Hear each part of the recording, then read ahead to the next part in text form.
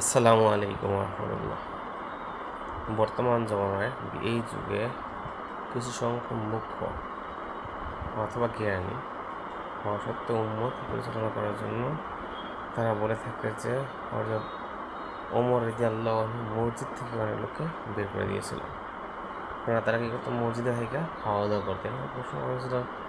আর ওই এলাকার মানুষের ওই এলাকা থেকে নামাজ পড়তো, কোরআন তেলাওয়াত করতো, জিজ্ঞাসা করতো। তাদের কাছে প্রশ্ন করেছিল, তোমরা এখানে বসে কেন এই কাজটা করো? তোমাদের খাওয়া এবার ব্যবস্থা করে কি? তারা বলছে যে এই টাকার লোকজনই খাওয়ায়। উমর ইতিহাস বলেছে তার বিশেষজ্ঞ খাতে তোমাদেরকে মসজিদ থেকে পিটিয়ে বের করে দেওয়া হবে।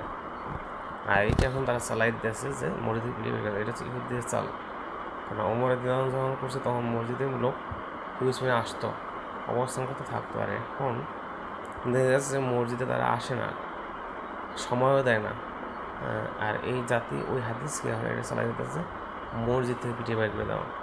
কারণ এরা জাহেল, মূর্খ, এবং এরা বুঝে না এখন তো মসজিদের ডাইকে নিতে হবে কেন। তারা তো মসজিদ যাইছে না, যেতে চায় না তারা মসজিদে।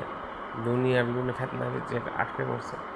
আর ওমর রাদিয়াল্লাহু আনহু যখন নাকি মসজিদ থেকে সব কিছু বর্ণনা করা হইতো, সেখান থেকে একটা মসজিদে অবস্থান করছে, সেজন্য তাদেরকে ওমর রাদিয়াল্লাহু পিটিয়ে বের করে দিয়েছে। কারণ তাদের ভিতরে হয়তো এলিমের কম ছিল, না বোঝা কম ছিল, না কথায় কম ছিল, যে কোনো একটা কারণে একটু আন্ডারস্ট্যান্ডিং হয়েছে। কিন্তু পুরো কারণে না জানি তারা এটা কী করছে, জাতির কাছে পরিচালনা করতেছে।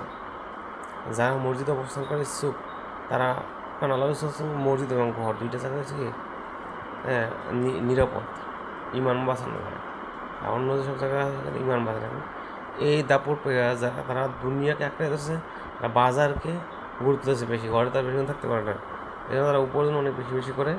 আর 2 দিন 5 দিন 10 দিন বাকি 50 বছর 100 বছর বাইরে থাকার জন্য তারা উঁচু উঁচু অট্টালিকা বানায়।